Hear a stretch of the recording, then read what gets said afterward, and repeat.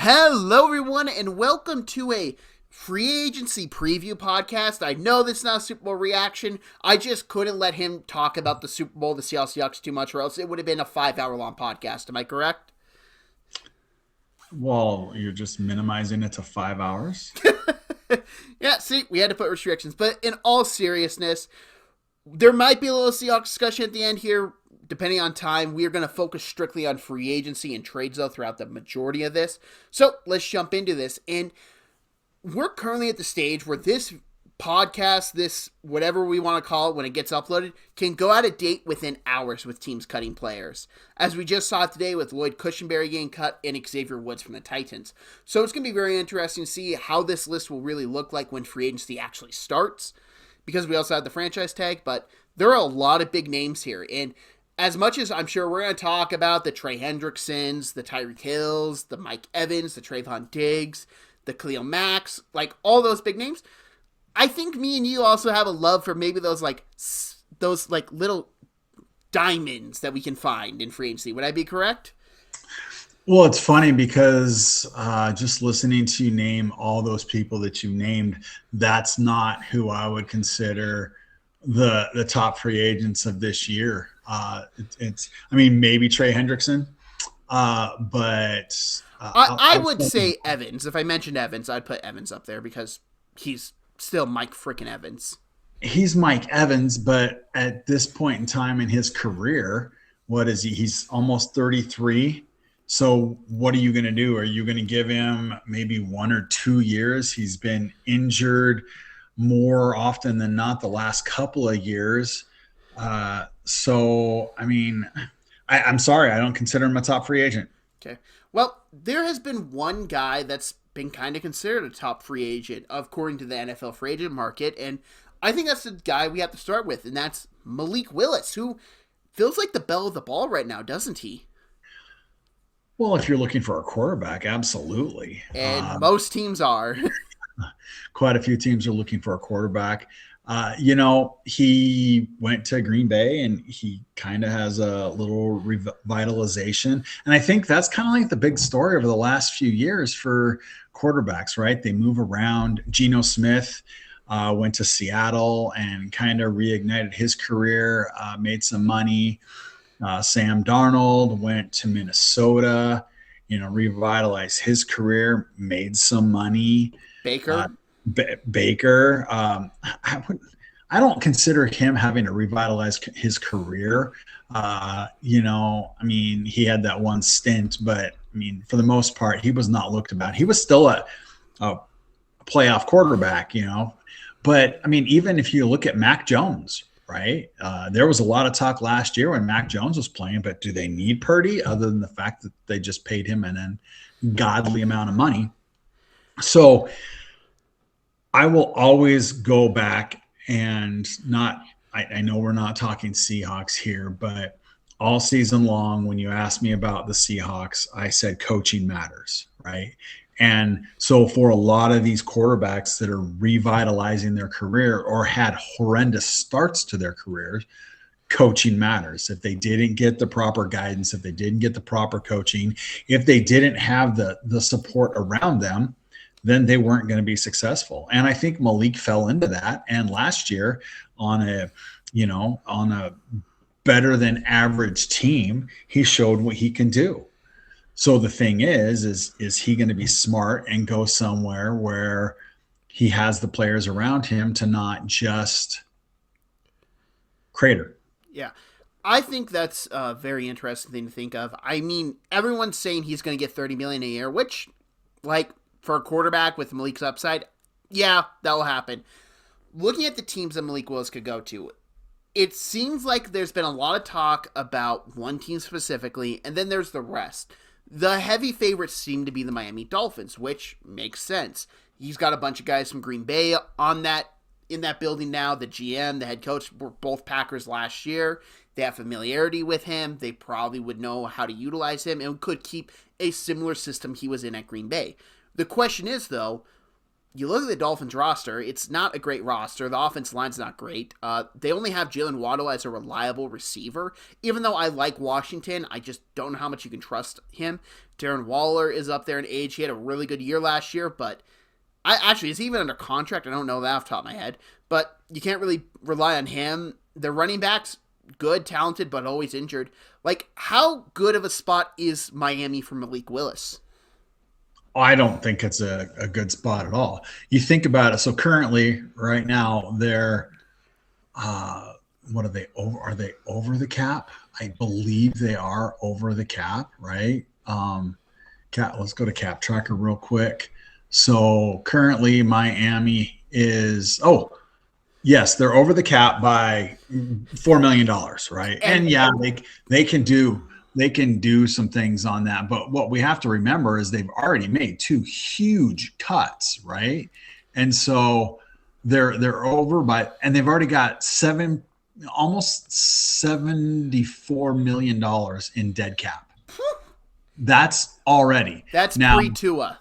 That's pre-Tua. So if you go and you talk about, well, he's going to get 30 million. Everything that I've seen says he's going to go between 15 and 20. So, but let's just look at Tua real quick. And you want to talk about Tua. So, right, Tua's expected to make $56 million this year. All right. So that's what $52 million this year. His dead cap hit this year would be $99 million. Now, if you traded him, you're still at $45 million dead cap this year, and then the rest in 2027. So no matter what, you're adding at minimum almost $50 million of dead cap to that, right? And so what are you going to do? What players do you have on your roster to even make it competitive for Malik to want to come there? So I'm just going to say the report I'm saying with 30 million. This is from Jordan Schultz, a really good NFL reporter. Packers quarterback is in demand as expected, and interested teams I've spoken to at the Combine in Indianapolis believe him getting at least $30 million per year is a foregone conclusion. Well, there you go. But that just adds more into Miami's money issues, if that's the case. Yeah, I definitely don't see that. How many games did he play last year? I don't remember how many games he subbed in for Jordan Love at. I want to say 3 to 4 games he played, but I could be wrong. Yeah. Because I know he played the Chicago game. I know he played the Baltimore game, in which he looked pretty good in both of them. I can't think of how many other games he played in, but he has played in games in Green Bay. Yeah, he has, and he's done okay. I would not call Baltimore's defense last year or Chicago's defense last year top 10 defenses. So top 20 defenses. Right. So let's rattle off some of the other teams that you think that he could go to, because we were speaking earlier tonight, and I'm going to tell you my thought process on where they could be going. I think another heavy favorite is the Atlanta Falcons, as this team has already cut Kirk Cousins. They currently don't seem to be buying into Michael Penix. This is a brand new regime. Everyone, you got to remember, they are not tied to Michael Penix, and Penix might have value elsewhere if they like Malik Willis more. Like, say you sign Malik Willis, you can call up Pittsburgh, you can call up Miami, you can call up all these QB needy teams and say, hey, you want Michael Penix? So that's a route I can very much easily see. And also, I kind of would love that, because something Malik Willis really excelled with when Green Bay was when that run game was going. You're putting him with Kevin Stefanski and Bijan Robinson. That run game will be amazing. Absolutely. You're looking right now, Atlanta has just under $11 million in cap space. Now, of course, they can do some restructuring and things. But once again, with having parted ways with Cousins, their dead cap is already significantly high. That's part of only having 11 million left, right? So move on to your next team. I gotta say it, as a Steelers fan, the Pittsburgh Steelers, they seem to be poking it around on him. It depends on Aaron Rodgers, but you look at a team, I believe they currently have 44 million salary cap, if you have that pulled up. So Yeah, 44.7. boom! It's my team, I should know this. I think that it makes sense. It's a high upside quarterback that, let's say he plays for 1 to 2 years and it doesn't work out. You can easily move off him.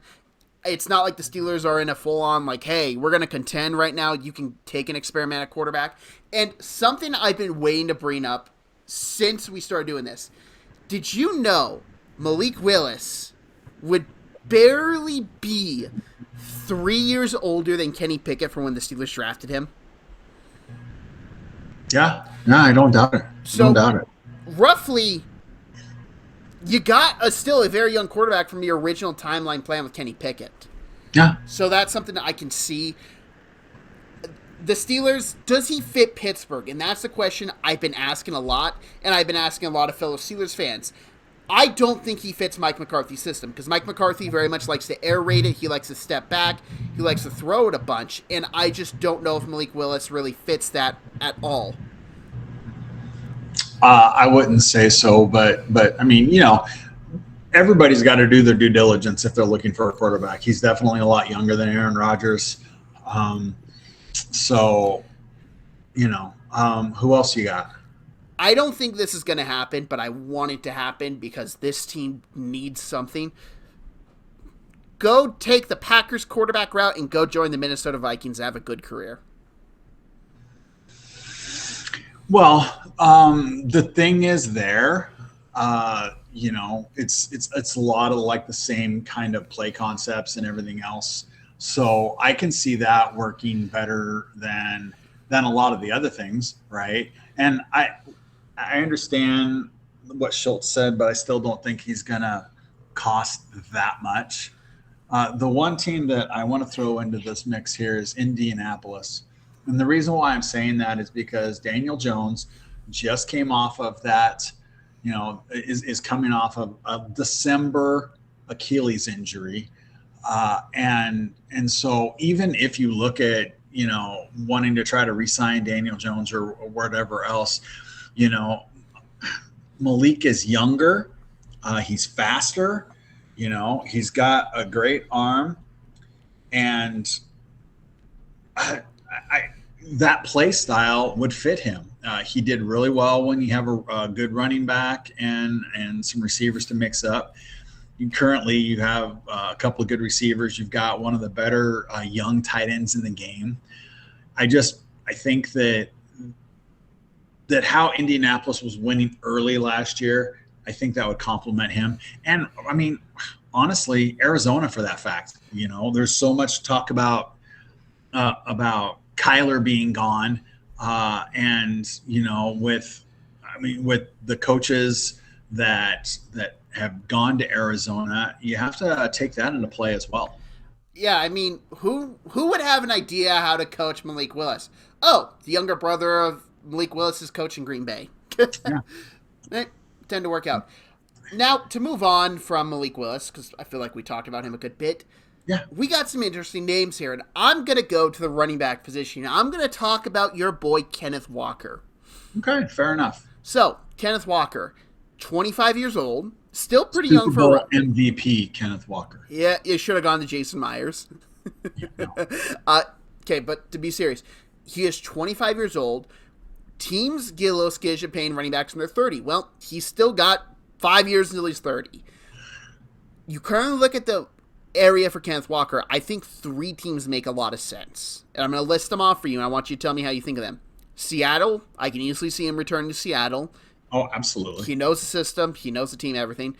The New Orleans Saints, as I believe Kellen Moore is going to want that game-changing running back that he kind of had in Philadelphia. Not saying Kenneth Walker is as good as Saquon Barkley, but he can give you really good production. And the Saints haven't really had a lead bell cow. Like, Alvin Kamara, very talented and everything. He's never been the guy you can give 20 rushes to a game reliably.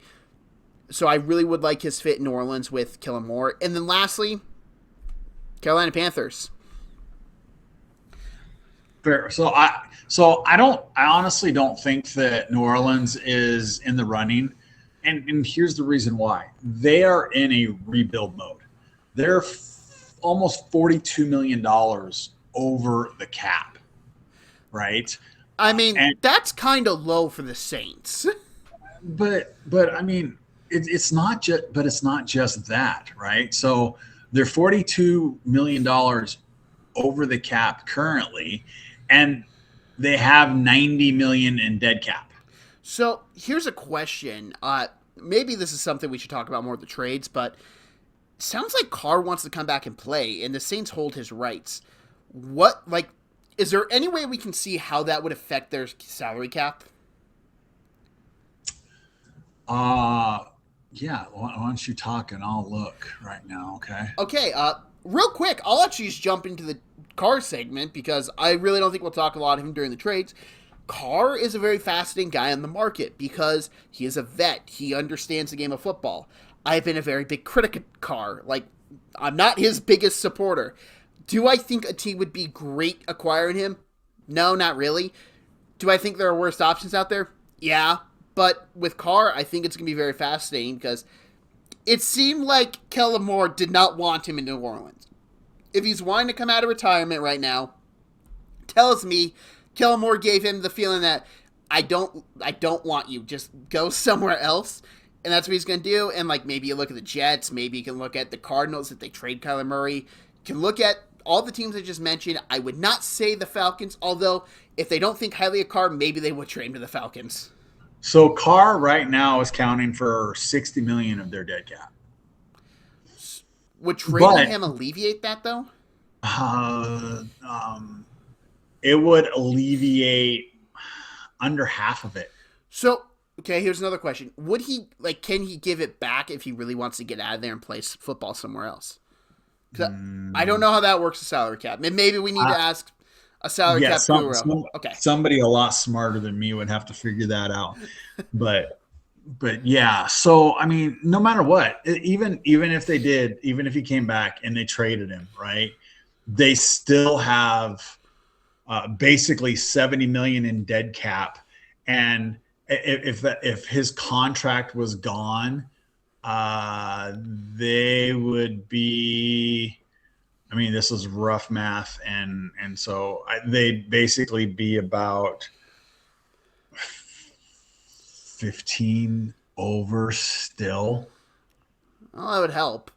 Well, it would help, but I mean, just the way their contracts are structured, I've been an anti-Mickey Loomis guy for a while. I don't see them being,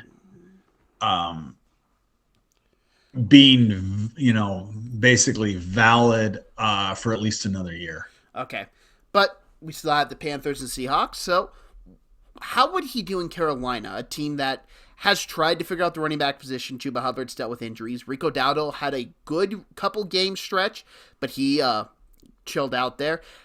Like, what do we really think of that in Carolina? And I do believe Dave Canales was there his rookie year in Seattle. So the only thing I'll say is that they would have to redefine their running game. When he got into the league, they were running. They said that they were a zone blocking team, but they really weren't, right? It wasn't until the last part of the year when they actually really went, zone blocking, that he was like super, super successful, right? And you saw the way he played the last part of the year. I mean, he was phenomenal. So is it possible? Absolutely. Could he thrive down there? Absolutely. Right. You have some big offensive linemen. You have some key pieces on the outside, which would help out.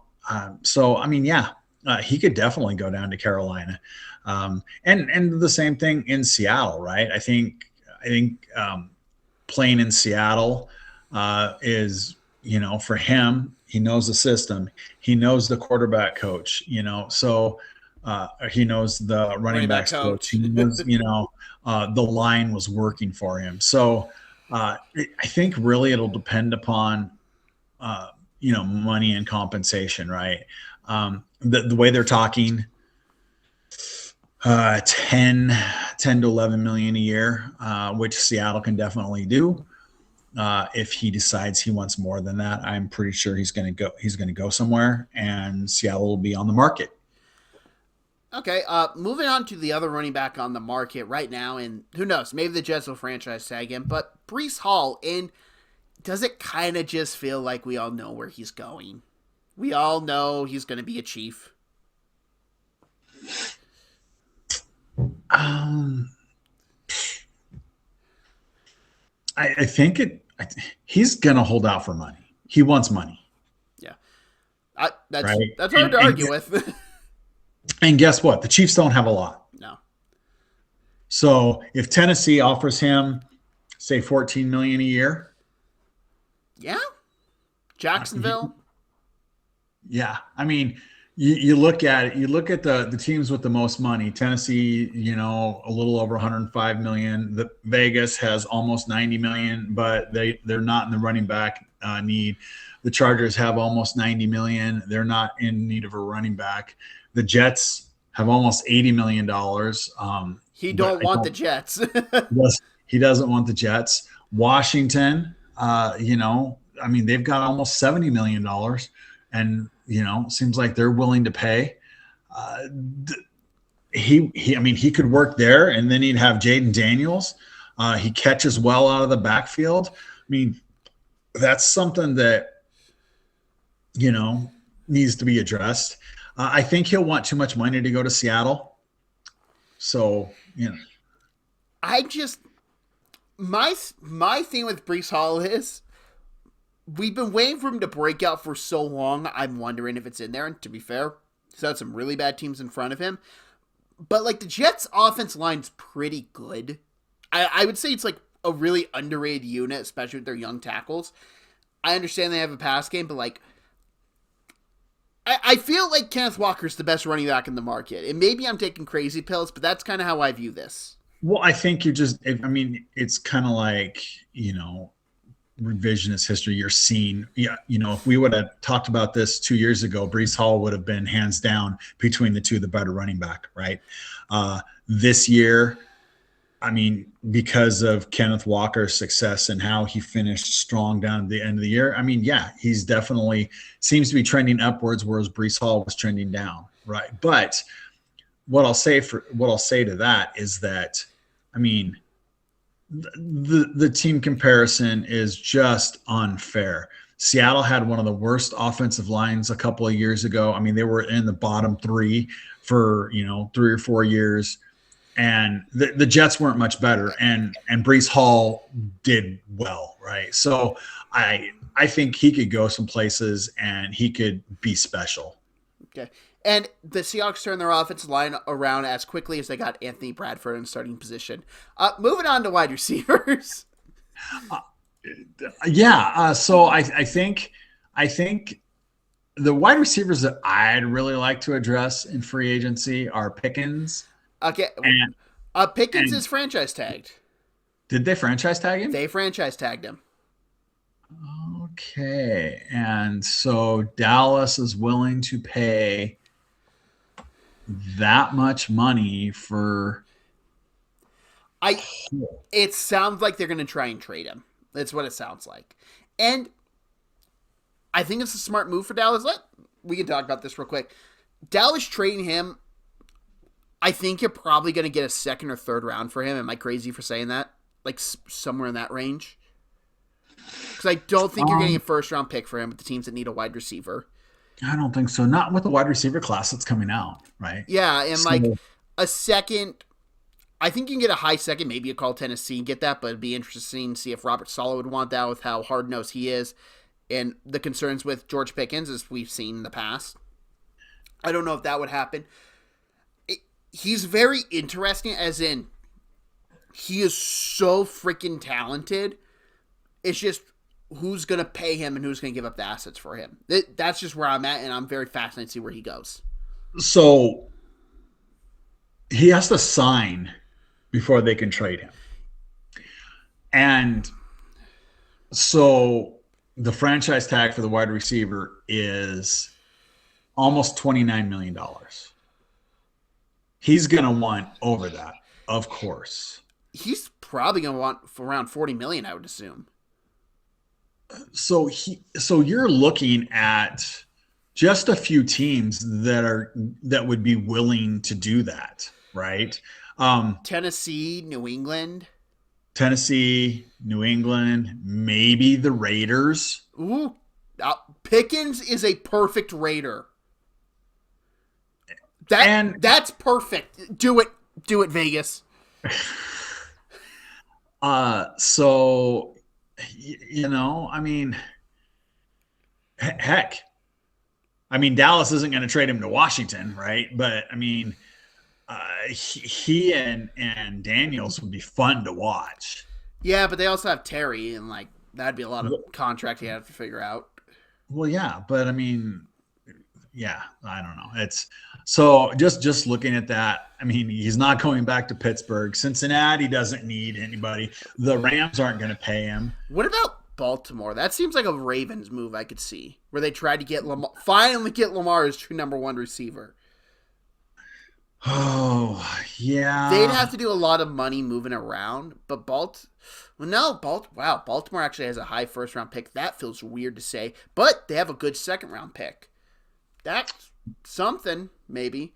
But yeah. Baltimore has to really rework Lamar's contract and figure out a lot of cap, though. Yeah, no, they absolutely do. And unfortunately for them, they only have 12 million in dead cap, but Lamar's hit this year is like 74.5 million. Yeah. Roquan, I'm sure that well, I mean, how far out can you extend him? He's almost 30. Or can you cut him? 25 million dead cap. No, you cannot. And Matabuke is 50 million in dead cap, but he's at 30. He's almost at 31 million. It sounds like he might retire. So maybe that would ease it. I don't know how exactly that goes. Well, I mean, that would give them back, I think, his base, which is 22 million. That'd be helpful. And they should cut Marlon Humphreys. I don't know if they will, but they should. Yeah, well, I mean, he's 30, right? But here's the thing. I honestly think that they were so just scattered last year defensively. And you brought in a defensive coach. Yeah. Yeah. So. Okay, here's one more. One more, and then we'll move on to different guys. What about Denver? For Pickens? Yeah. Well, I mean, they've got 30 million or 27 million in the cap right now, but I mean, maybe there's a world where you put Courtland Sutton in the deal. Well, but I mean, so this is like interesting. The right tackle McGlinchey is the highest cap hit on their team. So, and then it's guard and Powers. So it's McGlinchey, Mearns, and Powers are their three top hits, right? So, I mean, they can do a lot of different things that, I honestly don't see them keeping Greenlaw with his contributions. So, that would basically clear up $6 million for them. And the Walton family has enough money that they could really for this year, he'd be like, here's a gigantic bonus, George. Let's do it like that. You know what I'm saying? Yeah, but I mean, you think about it. I mean, I really like that. I mean, I do. I really like that. Do you think Hufanga stays? Hufanga is so good downhill, but he's such a disaster in coverage. Right. And I mean, God, he's 27 and he's making 30. Well, speaking of guys you could put in the trade, Dallas needs a lot of defensive help. Yeah. Yeah, I mean, he's a $17 million dead cap hit though, so you'd actually be losing because his cap hit's only 13.5, so you'd lose another 4 million. And Sutton's dead cap is almost 40. Ugh.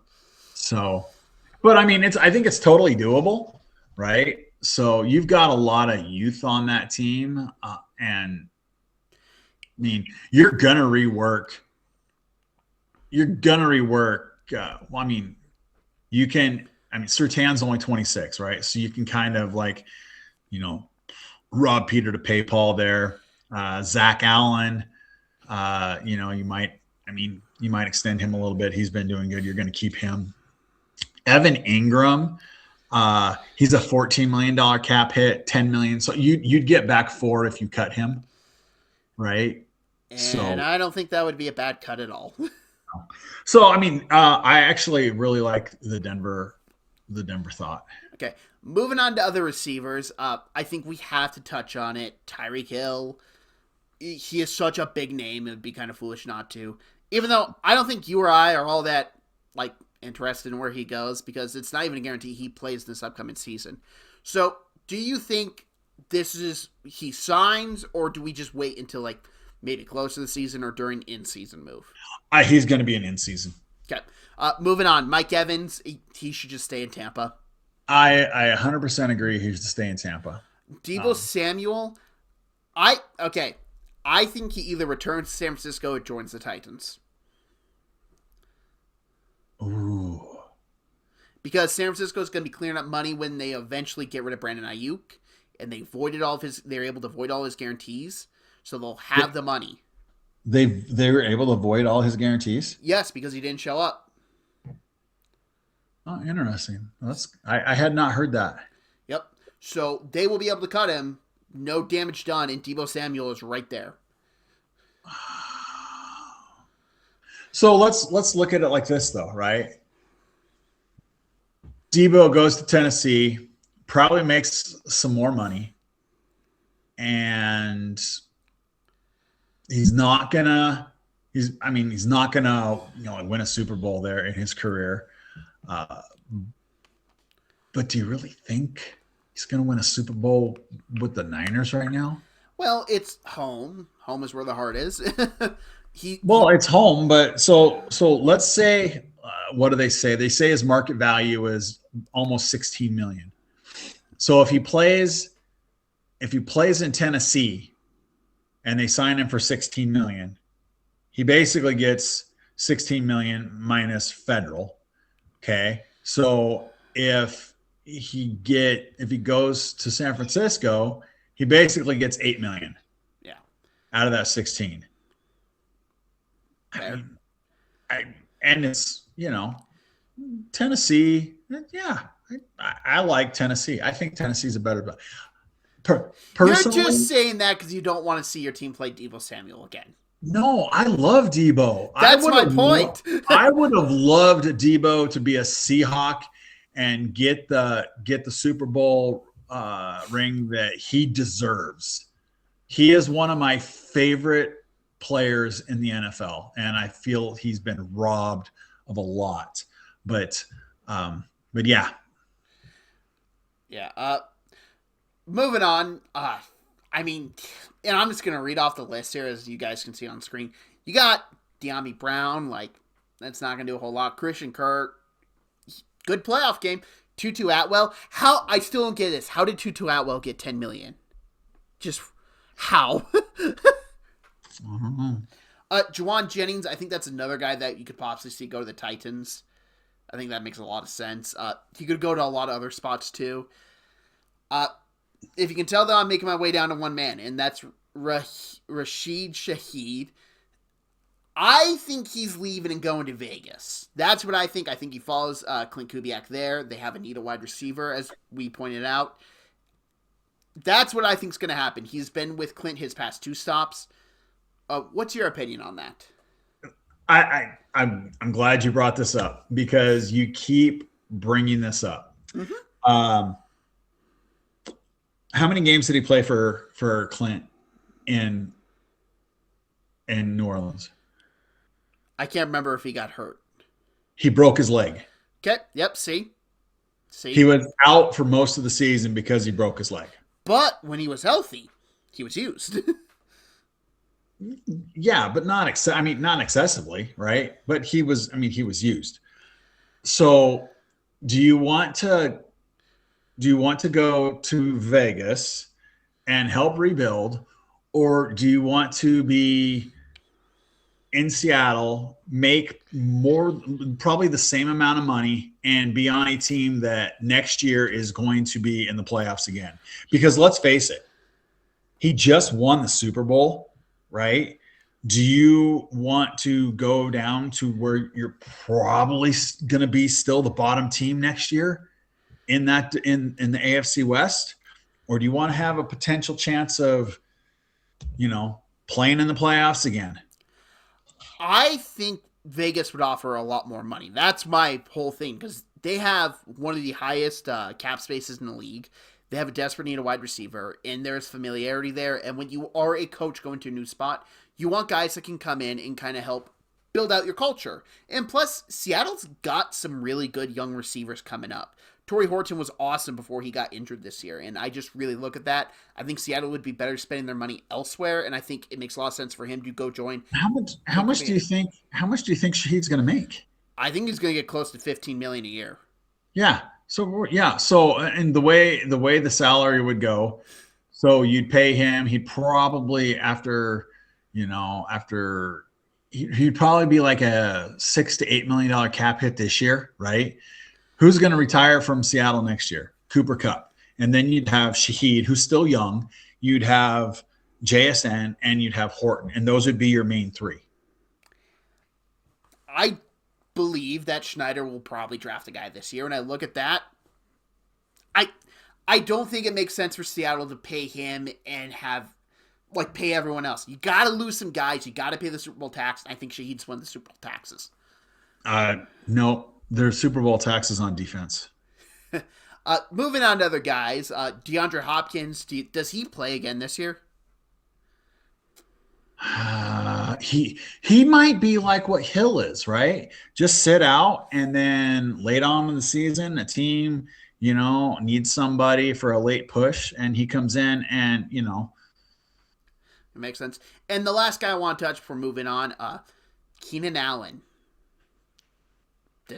Where does he go? Because I think with the Chargers, he showcased, hey, I may not be the fastest, I may not be the best route runner I used to be, but you know what I can do?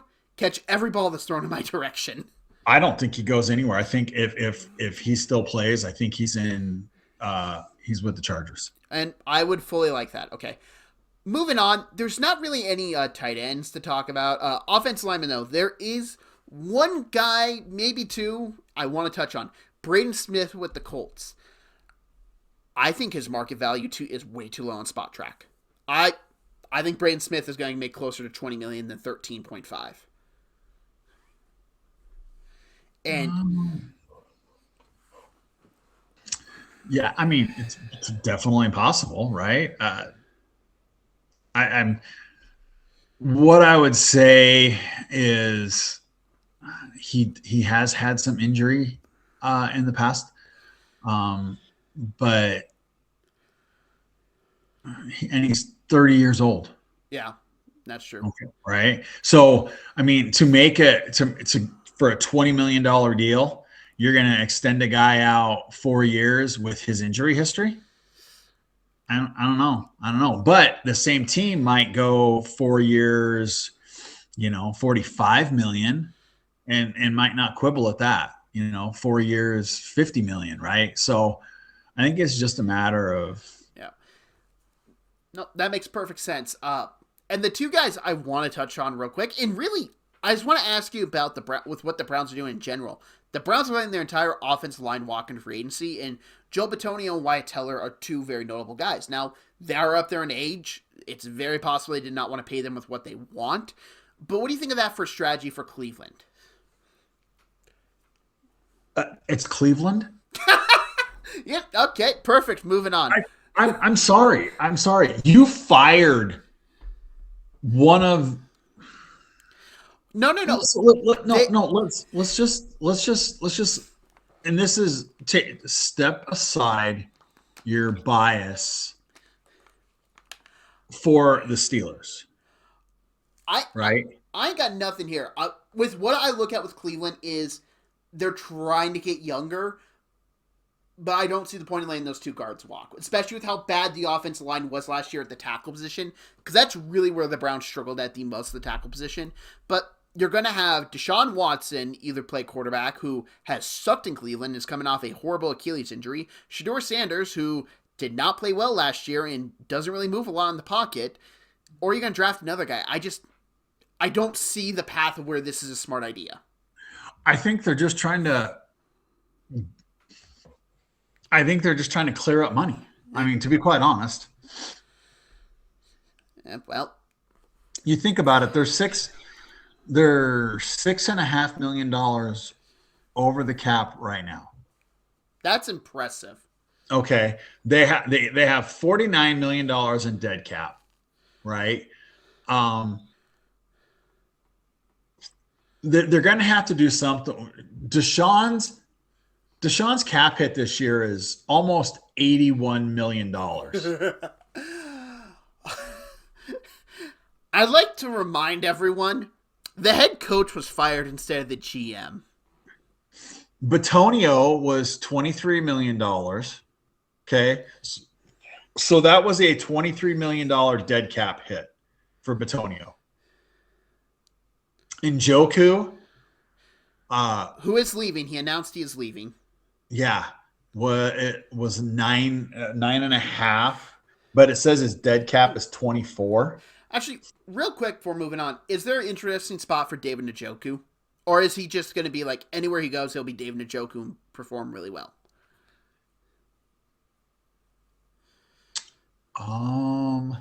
Because I have one I kind of love. Do you want to know what?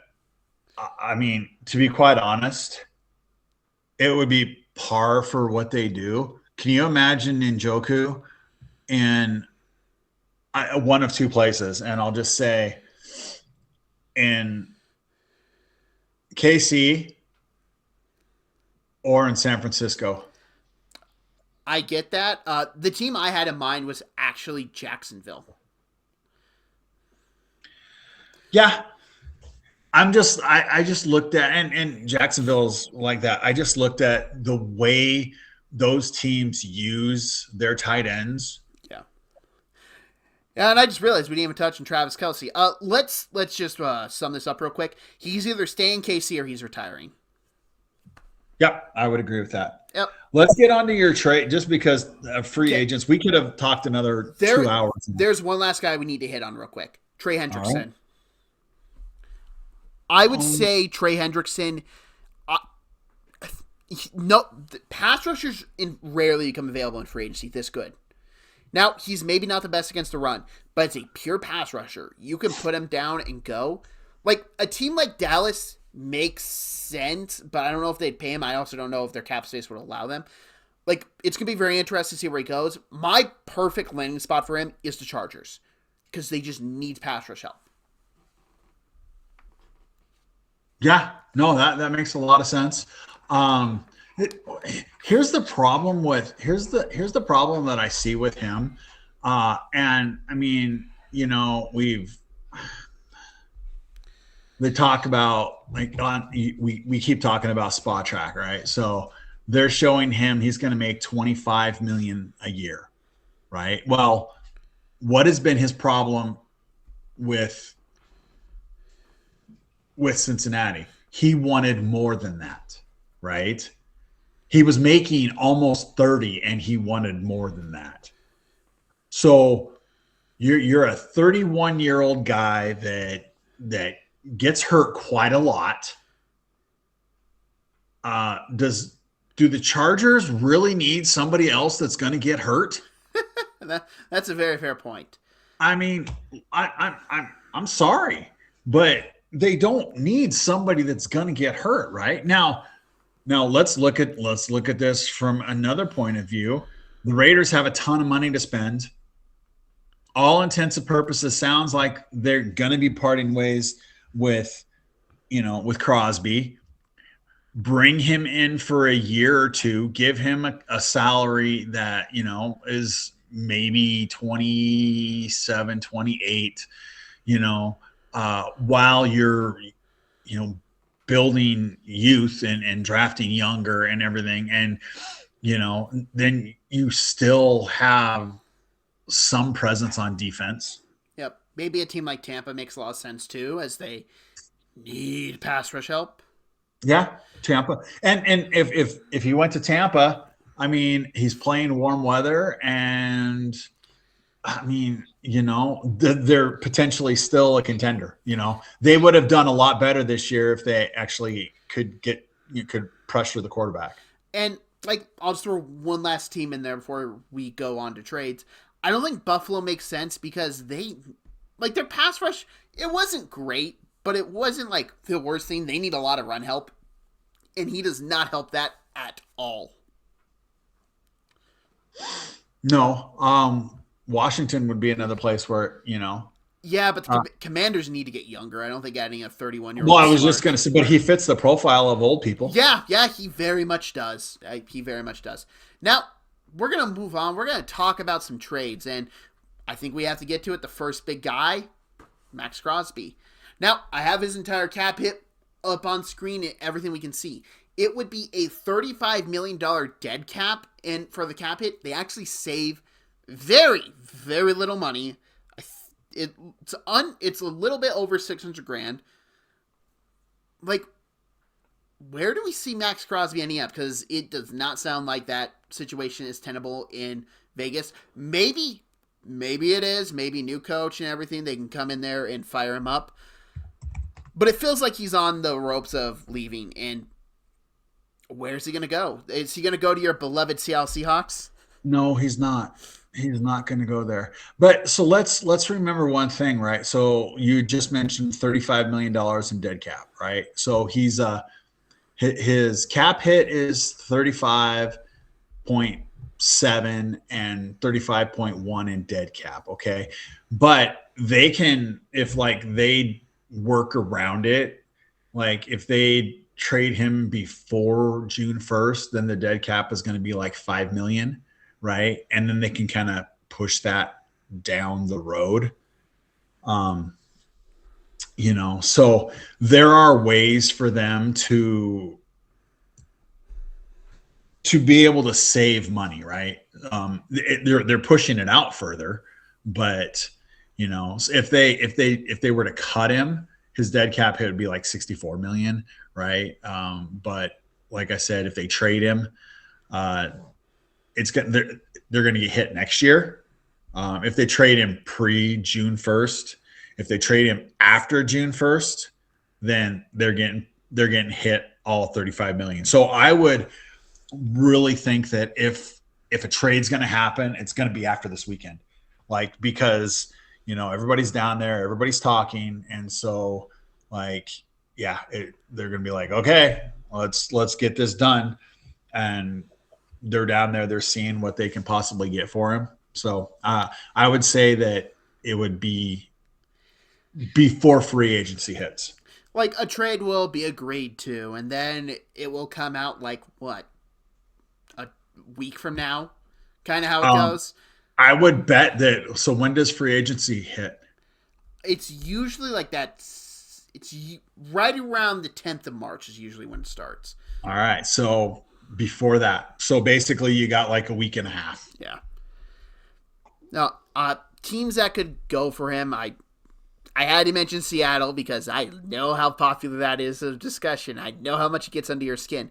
Other teams, we mentioned the Commanders. I think that makes a lot of sense. The Bills, I don't think they can have the cap space to do so, but it would make sense.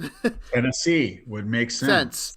I believe we could go through a lot more teams. I mean, New England, definitely.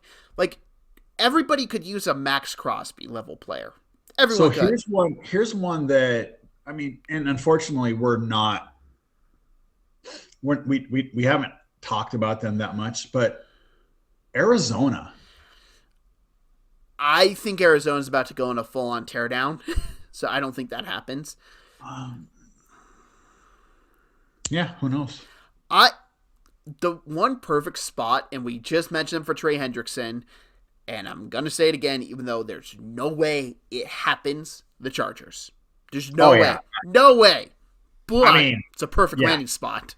no, it would be a really good landing spot. But yeah, to be quite honest, um, I don't think Tennessee would make that trade just because what they've got is it's too high, right? Their trade value. They're not going to give up their picks. Um, Washington, like I said, that makes a lot of sense. To be quite honest, Denver would make sense, and there are a lot of teams. What about Carolina? I mean, they need a pass rusher. Yeah, Would help in the run game too. I could see it working and helping out, especially like I don't think. Ooh, well, here's the question: would Carolina be willing to part with the first round pick? That's the big thing. yeah. I mean, who knows? Yeah, that's. I If mean, there's for everybody's due diligence. Everybody is looking into it, right? The problem is you asked about Seattle. Um, in light of DeMarcus Lawrence's potentially not coming back, it makes it a higher probability. But then you're putting so much money on your cap on your cap for one player that that's not how the Seahawks are built, and they do need to focus on their secondary. Edge is definitely a position of need as well. But I think that there are free agents out there where you're potentially going to need at least two and probably drafting a third instead of blowing almost all of that money on one player and then still needing at least two more. yeah, yeah, no, hard to argue with that. Uh, moving on, like there's another pass rusher type edge we can talk about, and we're gonna Kayvon Thibodeau, and I don't think this will be as like long discussion because it feels like he's gonna get moved. He's an easier contract to move. Where could you see Kayvon Thibodeau end up? Now that's one I can totally see him going to Seattle. Yeah, He's good. He's good against the run. That's where that's what Mike wants, right? He wants his edges to be good against the run. His cap hit this year is only $14.7 million. Okay. So and the thing is that's his dead cap too. So basically it's a wash for the Giants. And then you can extend him out, right? But I mean, Saleh would love him yeah. as an edge setter. The Chargers, you're going to tell me that the Chargers wouldn't love him? I think Jesse Minter would love him just as much. Yeah, but here's the thing. Playing ball, the Chargers got almost $90 million. And I mean, yeah, he's gonna go, and I get what you're saying. Baltimore has a better draft position, but yeah, I mean he can go. I think his potential to get moved is a lot better. I mean, there's going to be more teams after him just because he's younger. You can extend him out further. I think he's going to get close to 30 million, at least 30 to 35 million.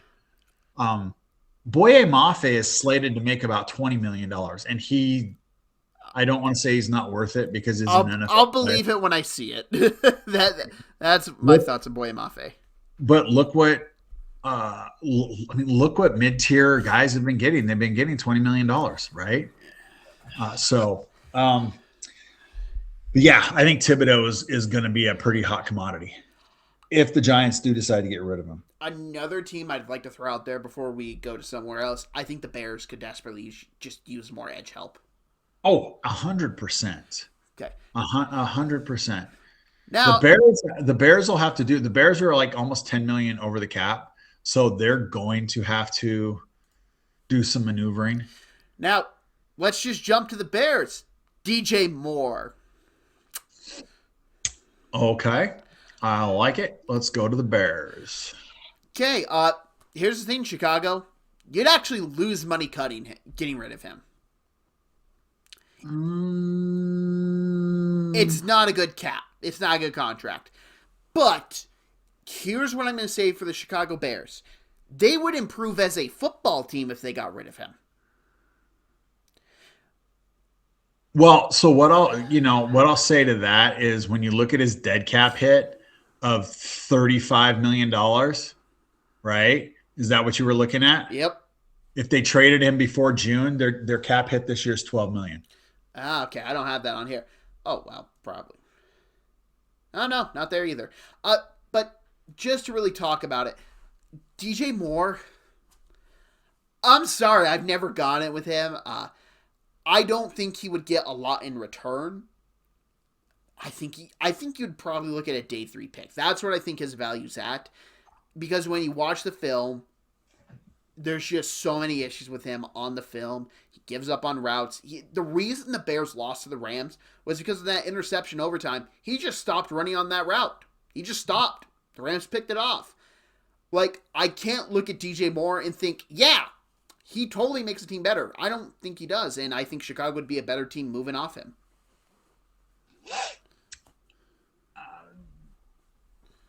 I'm not going to say anything like that. That's the way it looked, but also, I mean, weather could be a factor. Maybe he didn't see the ball. Maybe he thought the ball was going somewhere else, right? So I still think that he would be a valuable player in offenses that can use him the right way. Right. I hate him as a deep threat. I hate when they use, but on those shorter, let his legs go. That's where he's important. Right. He's never been a great route runner. No.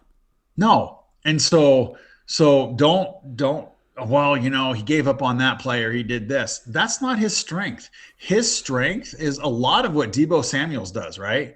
His strength is, give him the ball and let him maneuver an open field. And yes, I think the Bears are a better team if they can trade him. And if they get a third round pick for him and they save, because they're 10 million over on the cap right now. So if they get a third round pick, they just saved $16 million. I think it'd be far closer to a fifth. That's what I think. Well, still. Yeah. Moving on to other wide receivers, I think this guy is going to be on the move. I'm shocked he stayed with the team last year. As I pull up the Buccaneers, we're going to talk about Chris Godwin. And they have just so much talent at the wide receiver position. It kind of doesn't make sense to keep him, and he is pretty much on a 1-year deal. I think this is the guy you move to get defensive help.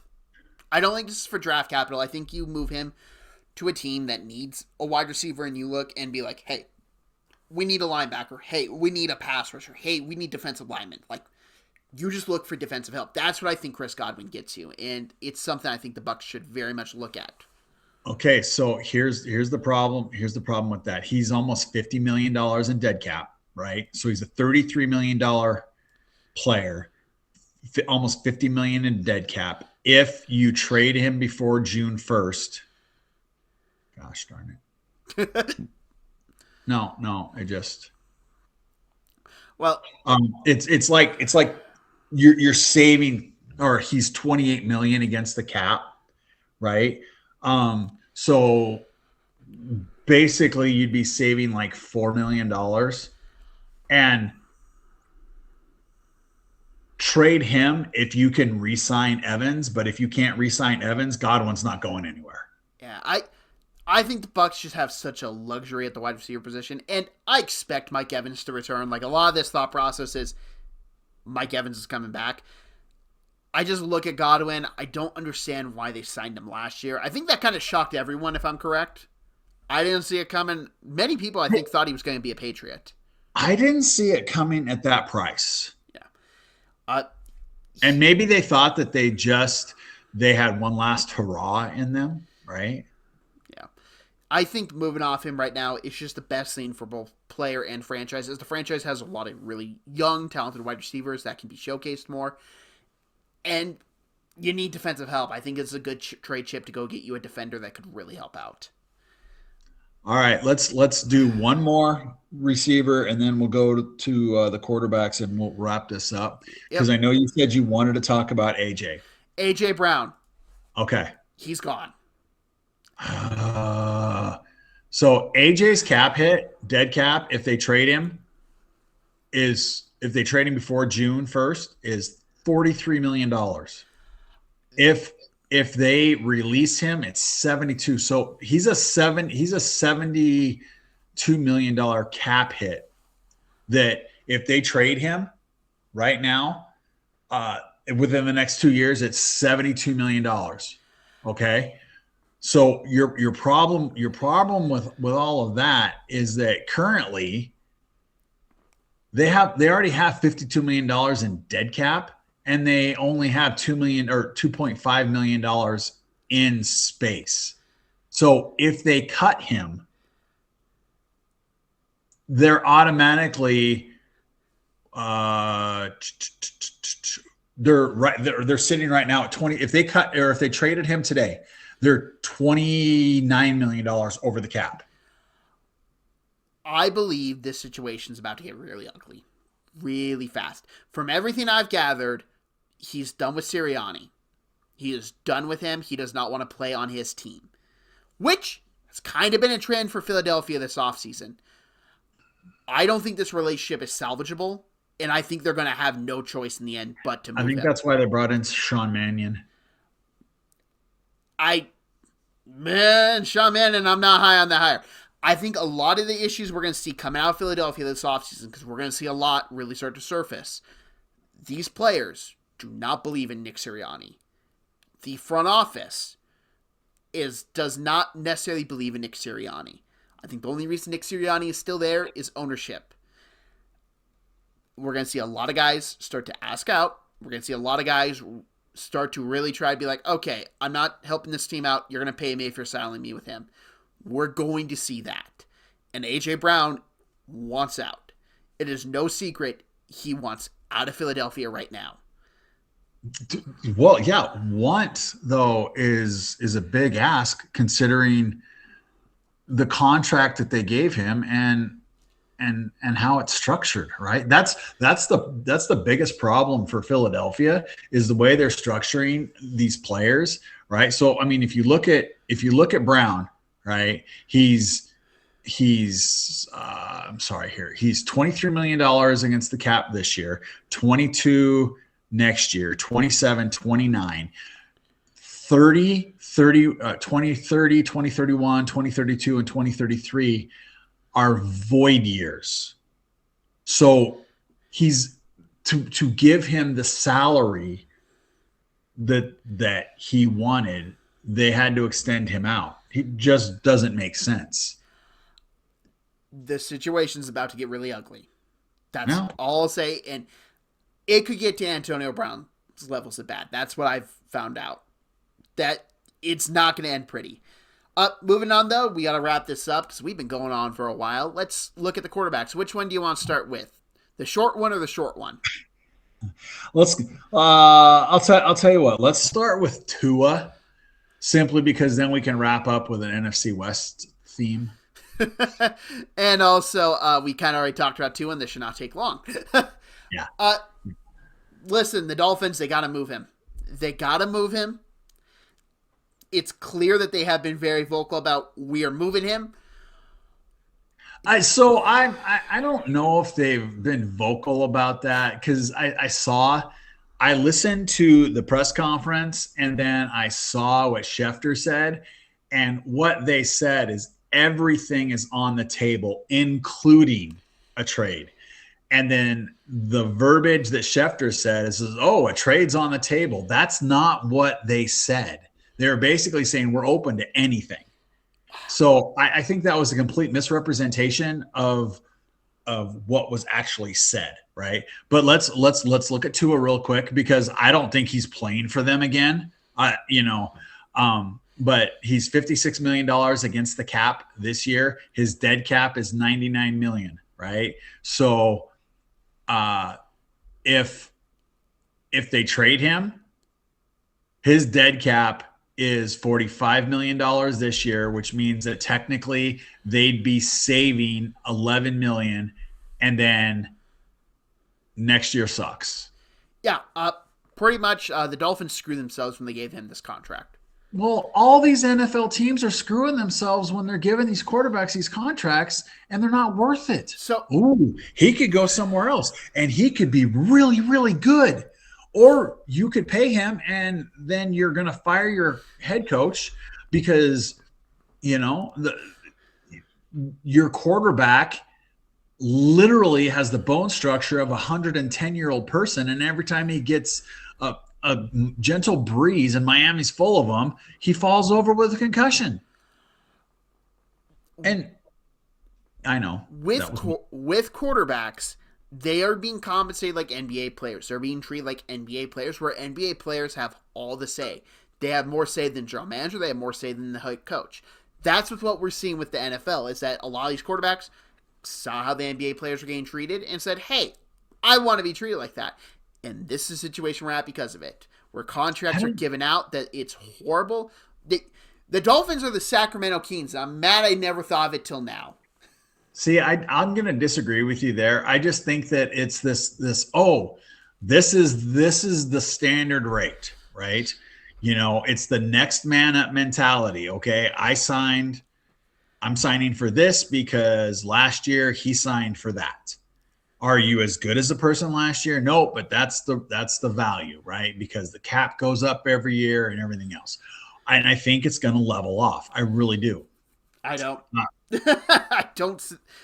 We keep on saying this. Malik Willis is going to get paid $30 million. It's going to happen. We're going to see these quarterbacks get these contract extensions. The one guy, and I've actually heard he might not get extension to keep track of, Baker Mayfield. I can see him getting north of 50.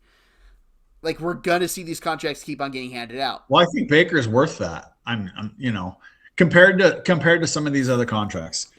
I think he's worth it. Moving on to a bad contract to another bad contract. The Arizona Cardinals. And question, what's been funnier? The fact the Cardinals have been trying to make this work for so long, or the fact they actually had to put a homework clause in his contract, which I forgot about until I started doing research on his contract? Well, so here's the thing. This is going to be a news flash for everybody. We are breaking news tonight. There are some teams in the NFL that are just run poorly. And I say that meaning it's not the coaches that seem to get fired.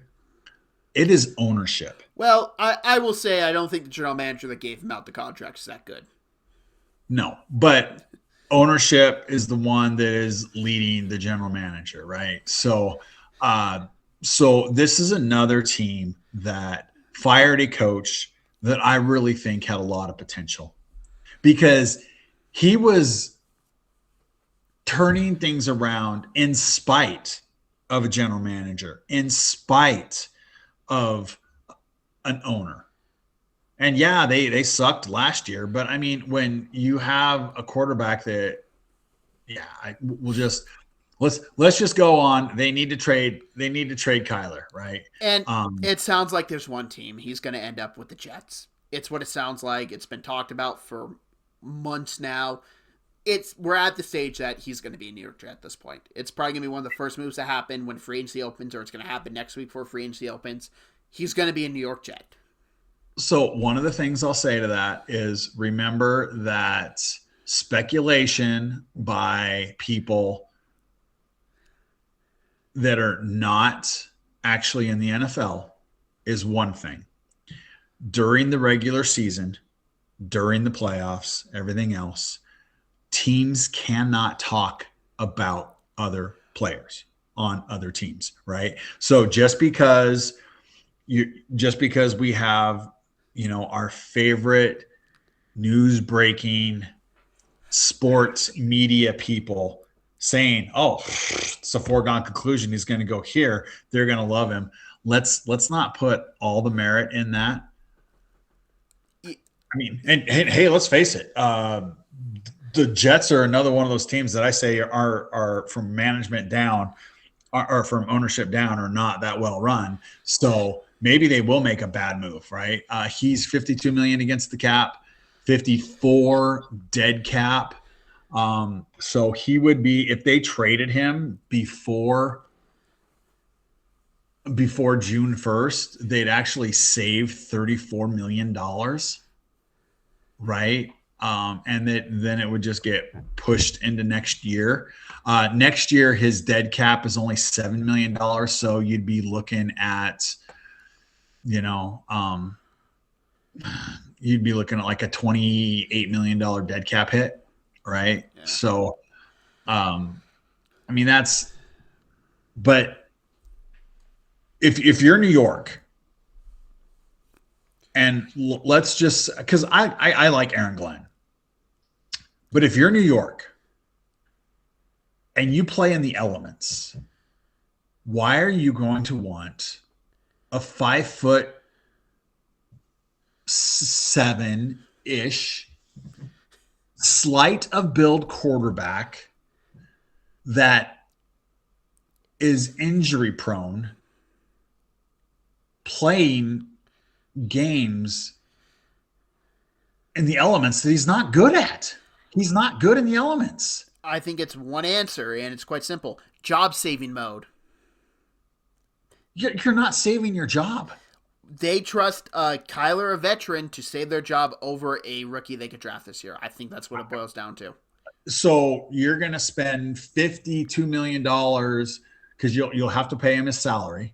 So that, or let's use your salary philosophy, and we can go out and get Malik Willis, who is younger, healthier, and we're only out $22 million, right?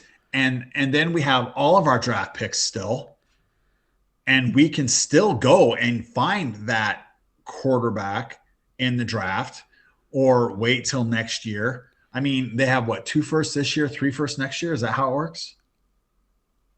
Yeah, they have the Colts first this year, and then they have the Colts in better of Packers or Cowboys first next year. Yeah. So 3 first-round picks next year with that quarterback class. I will say this: next year's quarterback class is not that great. Well, we're on this trend right now, but I think if you are Aaron Glenn and you are the Jets front office, you're everything. Woody Johnson is an idiot. I'll say it. Woody Johnson, you have to sell him on giving out this contract.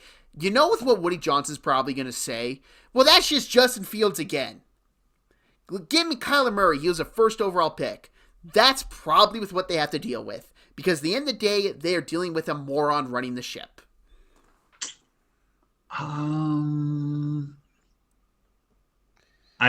Once again, our philosophy on team building is vastly different, and I'm not saying I'd want Kyler. Actually, I wouldn't mind Kyler on the Steelers because they could actually bottom out for once. So, yeah, Pittsburgh, please. But like I said, I just don't see them giving up what they would have to give up and putting it when they don't have any shot anyway. They did a fireside sale with the rest of their team, right? And if they let Breece go, yeah. You're asking the Jets to make common sense. We'll have to talk tomorrow and put a couple bets on some of our disagreements here. Okay. Well, that's going to wrap us up for today. If you like this podcast, hit that like button for Neo channel, hit that subscribe button for your shares. We'd greatly appreciate it. Thank you very much for watching. If you'd like to check out some videos on this channel, there'll be an outro with the most recent upload coming up right now. There'll be some videos come out for NFL Free Agency. And, hey, maybe a certain general manager videos could be dropping off very soon. Thank you very much for watching or listening, however you consume this. Hope you all have a great day. Peace out, everyone.